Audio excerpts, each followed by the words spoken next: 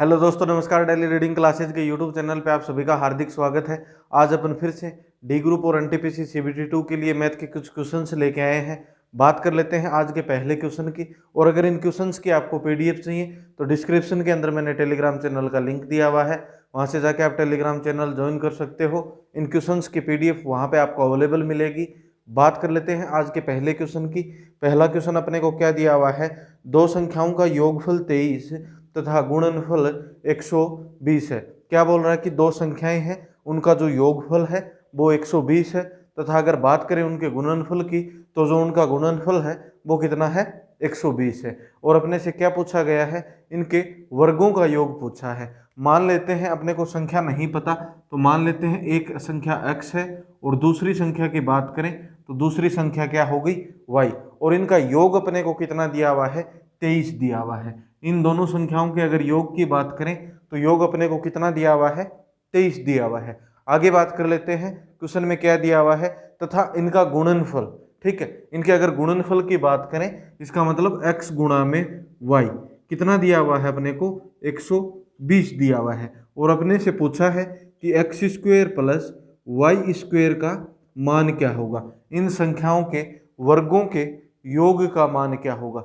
किसी भी संख्या का वर्ग का मतलब क्या होता है, उसकी स्क्वायर। तो इन संख्याओं के वर्गों का योग क्या होगा, x square plus y square. इसका मान अपने से पूछा गया है। अब सबसे पहले अपन देखेंगे कि जो ये एक्स स्क्वायर प्लस वाई यहाँ अपने को दिया क्या हुआ है, एक्स प्लस वाई दिया हुआ है। अपने को निकालना क्या है, x square plus y square का मान निकालना है। तो अपने को देखना पड़ेगा कि भाई मैं इस x प्लस वाई से x square plus y square कैसे बना सकता हूँ। आपको पता है कि अगर मैं इसकी स्क्वायर कर दूँ तो इसकी स्क्वायर कर दूँ, आपको पता है कि एक तरफ मैं किसी भी चीज़ की स्क्वायर नहीं कर सकता, दोनों तरफ स्क्वायर करेंगे।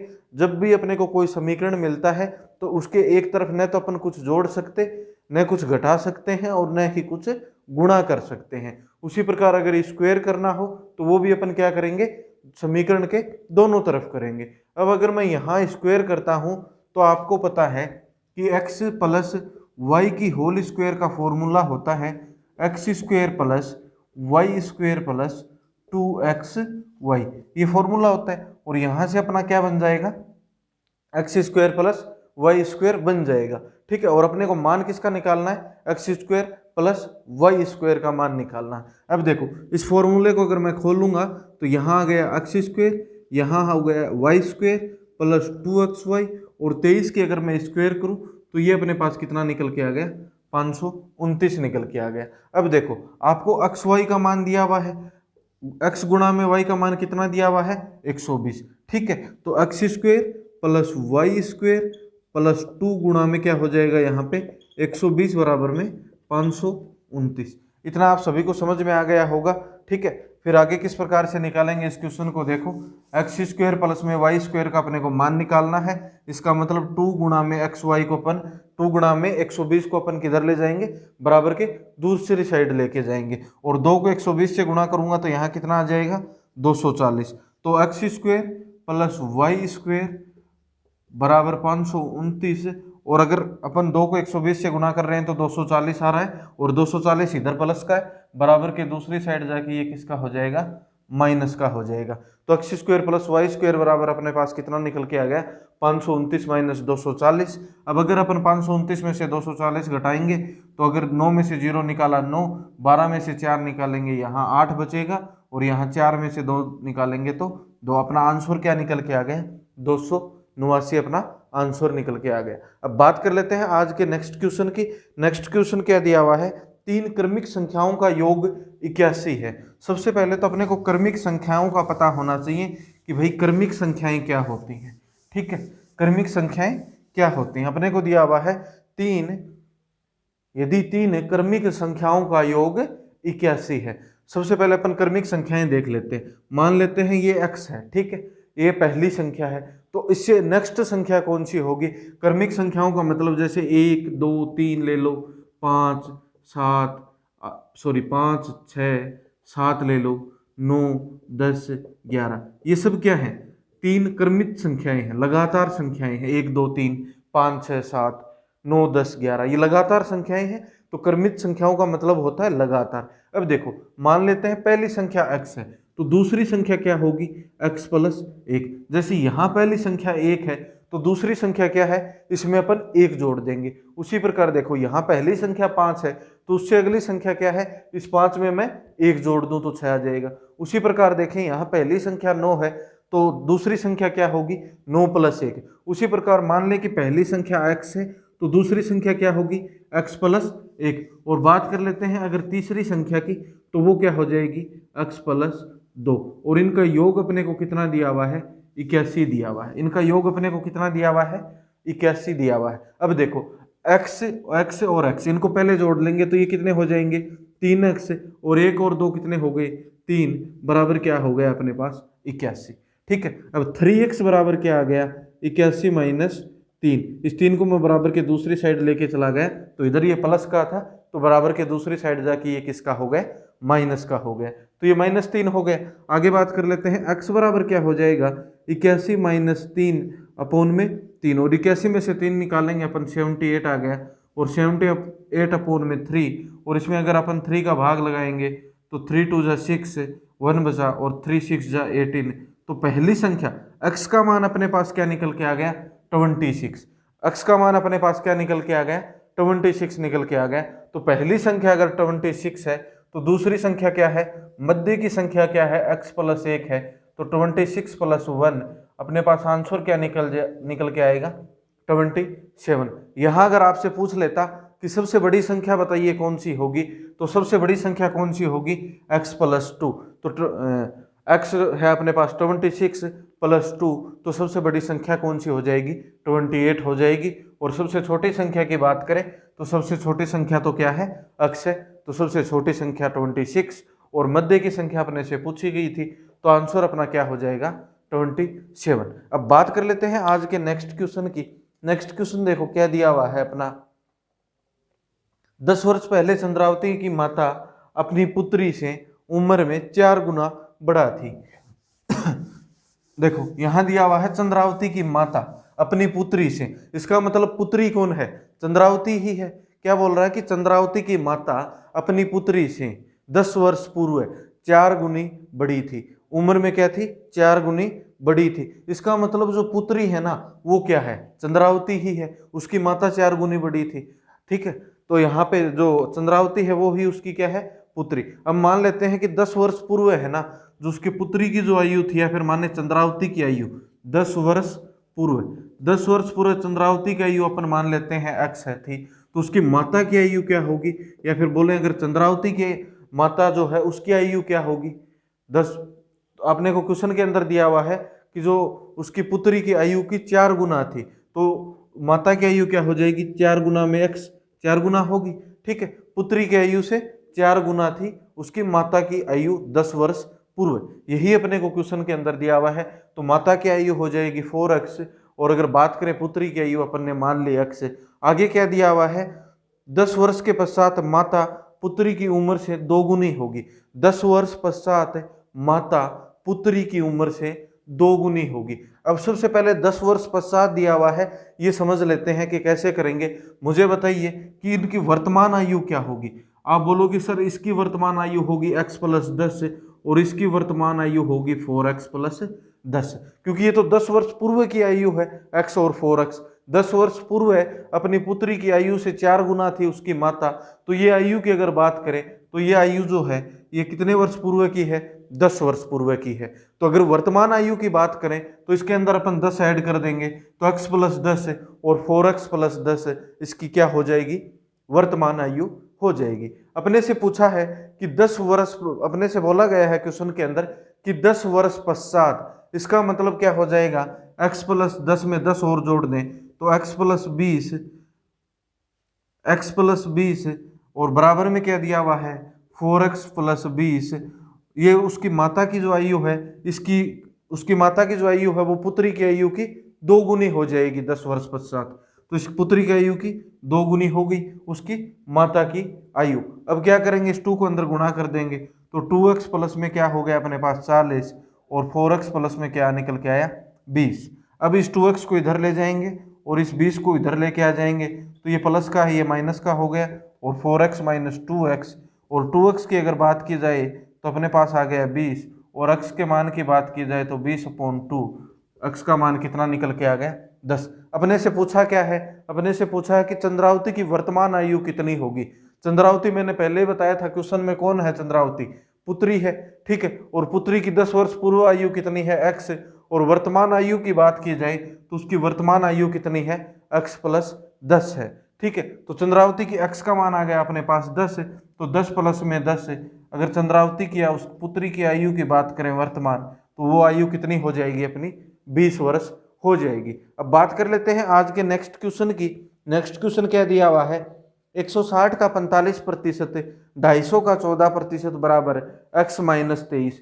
यहाँ 160 का 45%, बीच में प्लस का निशान होगा, प्लस 250 का 14% बराबर दिया हुआ है क्वेश्चन मार्क -23। अब देखो ये क्वेश्चन अपन कैसे करेंगे। सबसे पहले अपने को जो दिया हुआ है वो कर लेते हैं, 160 का 45%, इसका मतलब क्या होता है, 160 का 45% का मतलब होता है 160 गुना में 45/100। का मतलब क्या होता है, या ऑफ का बात करें तो क्या होता है गुणा, तो 160 गुना में 45/100, और यहाँ प्लस का निशान है बीच के अंदर, टाइपिंग में गलती हो रखी है, 250 का 14%, आगे क्या दिया हुआ है 250 का 14%, तो 250 गुना में 14/100 बराबर क्वेश्चन मार्क -23। यही अपने को क्वेश्चन के अंदर दिया हुआ है। अब देखो अपने को क्या करना है, सिर्फ कैलकुलेशन करनी है। यहाँ अगर देखें तो 0 से 0 कट गई, ठीक है, 5 × 45, 5 दूनी 10, और 5 × 8 40, 8 गुना में 9, यहाँ तो अपने पास निकल के आ गया 72, प्लस यहाँ अगर बात करें तो 25 × 250, और 25 चौके 100, 2 5 10, और 2 7 14, 5 × 7, यहाँ अपने पास निकल के आ गया 35 बराबर क्वेश्चन मार्क को मैं एक बार x मान लेता हूँ, अपने को x का मान ही निकालना है, 72 + 35, और ये माइनस का 23 इधर लेके आएंगे बराबर से, तो प्लस का हो जाएगा, इधर अपने पास x बच गया, 5 और 3 8 और 2 10, x का मान की अगर बात करें तो 5 और 3 8 और 2 10 की 0 हसल लगी 1, 3 7 और 3 10 और 2 12 और 1 13। अगर x के मान की बात की जाए तो x की वैल्यू कितनी हो जाएगी 130, ठीक है। आगे बात कर लेते हैं अपने नेक्स्ट क्वेश्चन की। नमक और पानी के एक घोल में 45% नमक था। क्या दिया हुआ है कि नमक और पानी के एक घोल में 15% नमक था। मान लेते हैं कि जो वो घोल था वो कितने लीटर था, x लीटर। टोटल घोल मान लेते हैं अपन x लीटर था, उसमें से अपने को अगर नमक की मात्रा की बात की जाए तो नमक की मात्रा कितनी बताई गई है 15%। इसका मतलब क्या हुआ, अगर नमक की अपन मात्रा निकालें कि उसके अंदर उस घोल के अंदर नमक कितना था, तो x गुना में 15/100, 5 × 15, और यहाँ आ गया 20। अगर उसमें नमक की बात की जाए तो उस घोल के अंदर नमक की मात्रा कितनी थी 3x/20 लीटर, ठीक है, 3x/20 लीटर। आगे अपने से क्या पूछा गया है इस क्वेश्चन के अंदर, 30 किग्रा पानी वाष्पित करने के उपरांत शेष घोल में नमक की मात्रा 20% रह जाती है। अगर बोल रहा है कि जो ये x लीटर घोल था इसमें से 30 लीटर पानी वाष्पित कर दिया जाए, नमक में से कोई अपन ने नमक न तो घटाया है न बढ़ाया है, नमक तो सेम रहेगा। इसमें से अगर 30 लीटर पानी वाष्पित करेंगे तो अब घोल कितना बचा अपने पास, x - 30 लीटर, x - 30 लीटर बचा।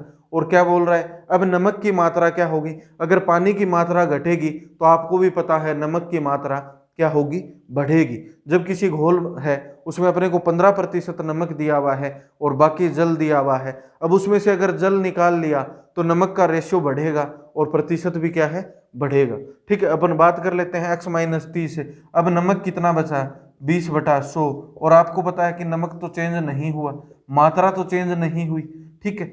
x - 30 गुना में 20/100, 20% नमक है तो ये अपने पास मात्रा ही निकल के आ गई, और पहले मात्रा कितनी थी 3x/20, 3x/20, और ये दोनों बराबर होंगी क्योंकि नमक को न तो अपन ने कम किया है न ज्यादा किया है, उड़ाया वाष्पित किसको किया है, पानी को किया है, ठीक है। तो पानी की मात्रा घटेगी, नमक की मात्रा तो सेम रहेगी, ठीक है। अब आगे देखो 0 से 0 कट गया, 2 5 10 हो गए, ठीक है। यहाँ आ गया अपने पास 1/5, इसको यहाँ अगर मैं 5 से गुना करूँ तो 5 चौके 20 हो गया, ठीक है। और इधर 4 से मैं गुणा कर देता हूँ, 4x - 120 बराबर हो गया 3x, और 4x माइनस 3x बराबर हो गया अपने पास 120, और x का मान कितना आ गया अपने पास 120 लीटर। और अपन ने घोल कितना माना था, x लीटर माना था, और x का मान अपने पास कितना निकल के आ गया 120 लीटर निकल के आ गया।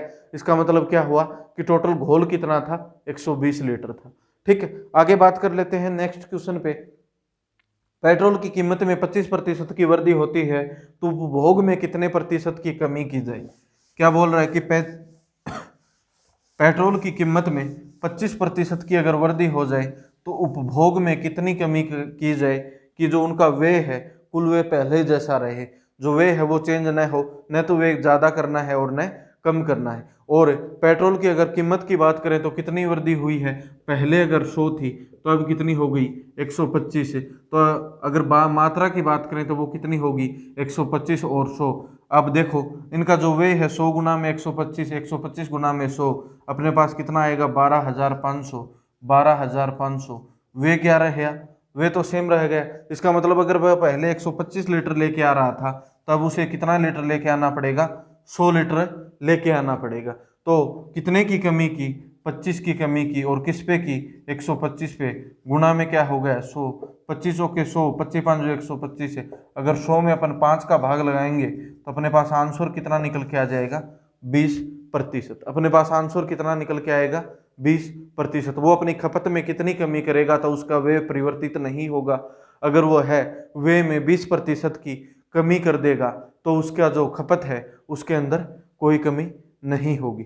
सॉरी, उसकी अगर खपत में 20% की कमी कर देगा तो उसके व्यय में कोई परिवर्तन नहीं होगा। अब बात कर लेते हैं आज के नेक्स्ट क्वेश्चन की। एक व्यापारी अपनी वस्तु के मूल्य उनके क्रय मूल्य से 25% अधिक अंकित करता है। जो एमआरपी है वह क्या करता है, क्रय मूल्य से 25% अधिक अंकित करता है। मान लेते हैं उस वस्तु का जो क्रय मूल्य है वो क्या है 100, सीपी कॉस्ट प्राइस की अगर बात की जाए तो वो है 100 है, और वो अंकित कितना करता है एमआरपी 25% अधिक, तो कितना रुपये अंकित करता है 125। अब अपने को बात करें एसपी की तो एसपी क्या तथा नगद भुगतान पर 8% की छूट देता है। तो एसपी कितना हो गया 125 के ऊपर वो 8% की छूट देता है, तो 125 गुना में 8/100, 25 5 125, 25 चौके 100, 4 दूनी 8, कितने रुपए की छूट दे रहा है 5 गुना में 2, 10 रुपए की छूट दे रहा है। इसका मतलब 125 रुपये एमआरपी पे अगर वो 5 रुपए की छूट 10 रुपए की छूट देगा तो वह वस्तु बेच कितने रुपए की रहा है 115 की, और क्रय मूल्य उस वस्तु का 100 रुपये है और बेच उस वस्तु को कितने रुपये में रहा है 115 रुपये में बेच रहा है। अपने से पूछा है लाभ अर्जित कितने प्रतिशत लाभ अर्जित करता है, तो 100 रुपये की चीज 115 में बेचेगा, कितने रुपये का लाभ हो रहा है 15 रुपये का, और किस पे 100 पे, तो गुना में 100, और 100 से 100 कट गया। अगर अपने लाभ प्रतिशत की बात करें तो वो कितना हो जाएगा 15%। अपना जो आंसर है वो क्या निकल के आ जाएगा 15%। अब बात कर लेते हैं नेक्स्ट क्वेश्चन की। एक परीक्षा में प्रवीण तथा विजय के प्राप्तांकों का अनुपात, प्रवीण तथा विजय के प्राप्तांकों का अनुपात 4:5 है। क्या दिया हुआ है अपने को, एक परीक्षा में प्रवीण तथा विजय, प्रवीण तथा विजय के प्राप्तांकों का अपने को अनुपात दिया हुआ है। प्रवीण तथा विजय के प्राप्तांकों का अनुपात 4:5 है। इनका अनुपात दिया हुआ है 4:5। आगे क्वेश्चन के अंदर दिया हुआ है जबकि विजय तथा सुरेश के, विजय तथा सुरेश के, विजय और सुरेश के प्राप्तांकों का अनुपात भी अपने को दिया हुआ है। विजय और सुरेश के प्राप्तांकों का अनुपात है 3:2। अपने से पूछा गया है तथा प्रवीण तथा सुरेश के प्राप्तांकों का, प्रवीण तथा सुरेश के प्राप्तांकों का अपने से अनुपात पूछा गया है। ये क्वेश्चन वैसा ही है जैसे अपने को A/B दिया हो, B/C दिया हो, और अपने को से क्या पूछा जाए A/C। A/B अगर अपने को दिया हुआ मिल जाए, B/C अगर अपने को दिया हुआ मिल जाए, और अपने से पूछा क्या जाए A/C। उसी प्रकार अपने ये क्वेश्चन है प्रवीण तथा विजय के प्राप्तांकों का अनुपात दिया गया है तथा विजय और सुरेश के प्राप्तांकों का अनुपात दिया गया है तथा प्रवीण और सुरेश के प्राप्तांकों का अपने से अनुपात पूछा गया है। तो ये क्वेश्चन किस प्रकार करेंगे, देखो प्रवीण विजय और अनुपात में सुरेश, तीनों लिख लेंगे। और सबसे पहले हमने को प्रवीण और विजय के अगर अनुपात की बात की जाए तो वो कितना दिया हुआ है, 4:5 दिया हुआ है। यहाँ खाली जगह है और खाली जगह पे कौन सी संख्या आएगी, जो इसके नज़दीक होगी। तो यहाँ पे अपने पास कितना निकल के सॉरी यहाँ पे अपने पास क्या आ जाएगा, 5 आ जाएगा। आगे बात कर लेते हैं, विजय और सुरेश के प्राप्त अंकों का अनुपात अपने को दिया हुआ है 3:2, तो वो अपन लिखेंगे विजय और सुरेश के नीचे। ठीक है, यहाँ अपन ने लिख दिया 3:2 और यहाँ पर अपने पास खाली जगह बच गई, उसका क्या करेंगे, जो अपने पास नज़दीक संख्या वो ही लिखेंगे। और नज़दीक संख्या क्या है अपने पास यहाँ 3, तो 3 लिख देंगे। ये ऊपर वाला 4 अपन नीचे नहीं लिखेंगे, सेम कॉलम या सेम रो वाली संख्या ही अपन क्या करेंगे, लिखेंगे। अब अपन क्या करेंगे, इनको गुणा कर देंगे। 4 गुना में 3 12, 5 3 कितने हो गए 15 और 5 दूनी कितना हो गया 10। अब देखो अपने पास अनुपात क्या आ गया, प्रवीण विजय और सुरेश का 12:15:10 आ गया। अपने से पूछा क्या है, प्रवीण तथा सुरेश से, तो प्रवीण को कितने 12 और सुरेश को 10, तो 12:10। इसको काटोगे तो 2 से कटेगा, अपना आंसर क्या निकल के आ जाएगा 6:5। अपना आंसर क्या निकल के आएगा 6:5। नेक्स्ट क्वेश्चन देख लेते हैं क्या दिया हुआ है। एक आयत की लंबाई 15 सेमी तथा उसके विकिरण की लंबाई 17 सेमी है। अपने को एक आयत की लंबाई दी हुई है तथा उसके विकिरण की लंबाई दी हुई है और अपने से पूछा क्या गया है, उस आयत का क्षेत्रफल ज्ञात कीजिए। अगर आपको पाइथागोरस प्रमेय का पता है तो ये क्वेश्चन बहुत ज़्यादा इजी है। देखो अपने को एक आयत दिया गया है, ठीक है, ये मान लेते हैं अपने पास कोई आयत है और इसकी अगर बात की जाए लंबाई की, तो लंबाई अपने को दी हुई है 15 सेंटीमीटर और बात करें इसके विकिरण की तो वो अपने को कितना दिया हुआ है 17 सेंटीमीटर दिया हुआ है। अब पहले बात कर लेते हैं, किसी भी आयत का जो क्षेत्रफल या एरिया निकालने का फॉर्मूला क्या होता है, L गुणा बी या फिर लंबाई गुणा में चौड़ाई। किसी भी आयत का अगर एरिया निकालना है तो अपने पास लंबाई होनी चाहिए और अपने पास क्या होनी चाहिए, चौड़ाई होनी चाहिए। अब बात करें लंबाई की, तो लंबाई तो अपने को दी हुई है 15 सेंटीमीटर। लंबाई कितनी दी हुई है 15 सेंटीमीटर दी हुई है। अब चौड़ाई देख लेते हैं कि चौड़ाई कैसे निकालेंगे। आपको पता है, ये मान ले कोई त्रिभुज है, ये क्या है, कोई त्रिभुज है, ये वाला एक त्रिभुज है। आपको ये त्रिभुज कैसा नजर आ रहा है, समकोण त्रिभुज नजर आ रहा है, ठीक है, समकोण त्रिभुज नजर आ रहा है ना। और अगर समकोण त्रिभुज में अपने को लंब निकालना हो या फिर आधार निकालना हो तो अपन कौन सा फॉर्मूला लगाते हैं, पाइथागोरस प्रमेय लगाते हैं। और पाइथागोरस प्रमेय क्या बोलती है कि कर्ण की स्क्वायर बराबर क्या होता है, आधार की स्क्वायर प्लस लंब की स्क्वायर। पाइथागोरस प्रमेय क्या बोलती है, कर्ण की स्क्वायर बराबर आधार की स्क्वायर प्लस लंब की स्क्वायर। 17 अपने को दिया हुआ है कर्ण स्क्वायर, आधार की बात करें तो 15 की स्क्वायर हो गया और लंब मान लेते हैं एक्स स्क्वायर अपने को निकालना है। 17 का अगर स्क्वायर की बात करें 289 होता है और 15 का 225 और यहाँ एक्स स्क्वायर आ गया। अगर 289 में से इस 225 को मैं बराबर से इधर लेके आऊँगा तो 289 माइनस 225 बराबर एक्स स्क्वायर। यहाँ अगर 289 में से 225 निकालेंगे 64 आ गया, 64 बराबर एक्स स्क्वायर। और एक्स के मान की बात करें तो वो कितना निकल के आ गया 8। एक्स के मान की अगर बात करें तो वो अपने पास कितना निकल के आ गया 8। 64 किसकी स्क्वायर हो 8, 64 किसका रूट, 64 का रूट क्या होता है 8, तो एक्स का मान अपने पास क्या निकल के आ गया 8। अब अपने पास लंबाई भी हो गई और चौड़ाई भी हो गई। लंबाई की बात करें तो 15 है, चौड़ाई की बात करें तो 8 हो गई और 15 अंठे आपको पता है कितने होते हैं 120। और अगर आपसे क्षेत्रफल पूछा है तो सेमी स्क्वायर लगाओगे और अगर आपसे आयतन पूछा है तो सेमी क्यूब या जो भी इकाई दी होगी उसके क्यूब लगाओगे। बात कर लेते हैं अब नेक्स्ट क्वेश्चन की। नेक्स्ट क्वेश्चन क्या दिया हुआ है, गोले की त्रिज्या 21 सेंटीमीटर है, गोले का आयतन बताइए। अपने को गोले की त्रिज्या दी हुई है 21 सेंटीमीटर और गोले का आयतन पूछा गया है कि गोले का आयतन बताइए क्या होगा। तो सबसे पहले तो अपने को गोले के आयतन का फॉर्मूले का पता होना चाहिए। गोले के अगर आयतन के फॉर्मूले की बात की जाए तो गोले के आयतन का फॉर्मूला होता है 4/3 पाई आर क्यूब। गोले के आयतन का फॉर्मूला क्या होता है 4/3 पाई आर क्यूब। यहाँ अपने को त्रिज्या दी गई है 21 सेंटीमीटर। इसका मतलब क्या हुआ कि आर का मान अपने को 21 सेंटीमीटर दिया हुआ है, तो 4/3 पाई का मान आप सभी को पता है 22/7 होता है, तो 21 गुना में 21 आर क्यूब का मतलब क्या होता है आर गुणा में आर तो 21 गुणा में 21 गुणा में 21 हो गया। आगे अपन किस प्रकार करेंगे इस क्वेश्चन को, 7 से अगर काटे तो 3 बार कट गया, इस 3 से ये 3 कट गया, और 21 को गुना करेंगे तो 441। 21 की स्क्वायर कितनी होती है 441, और 22 चौके कितने हो गए 88, या फिर पहले इसको 4 से गुना कर लें, 4 एकम 4, 4 चौके 16 और 1 17, और 1764 गुना में अपने पास कितना निकल के आ गया 22।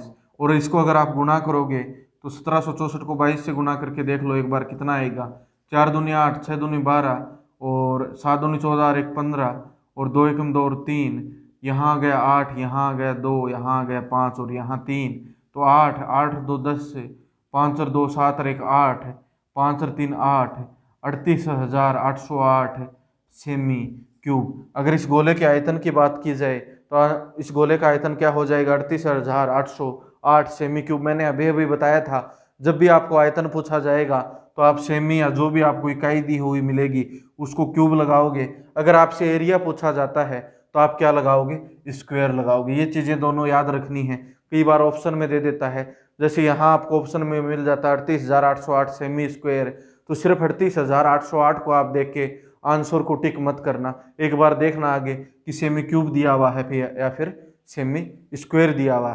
आशा करता हूँ ये क्लास आपको अच्छी लगी होगी। अगर आप चैनल पे नए हो तो चैनल को सब्सक्राइब कर दीजिए, वीडियो को लाइक और शेयर कर दीजिए। धन्यवाद दोस्तों, मिलते हैं नेक्स्ट क्लास में।